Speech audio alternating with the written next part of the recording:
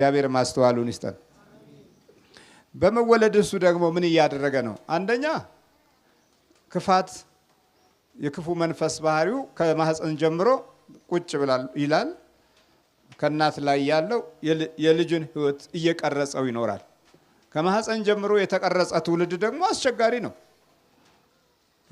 ከማህፀን ጀምሮ ክፉ መንፈስ እየቀረጸው ከማህፀን ጀምሮ የእግዚአብሔር ልጅነትን እንድናገኝ ክርስቶስ ሰው ሆነ፣ እግዚአብሔር ሰው ሆነ።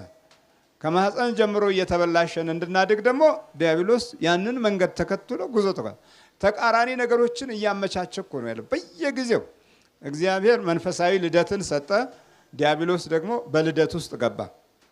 ይሄው አይነ ጥላ የሆነ አብሬን ያደግኩት ሲላሰሙ በልደት ውስጥ ገባ። እንደገና ደግሞ የክፋቶቹ ልጆች ያንን ክፉ ልደት ያገኙ ማለት ነው። ከክፉ መንፈስ ልደት የተካፈሉ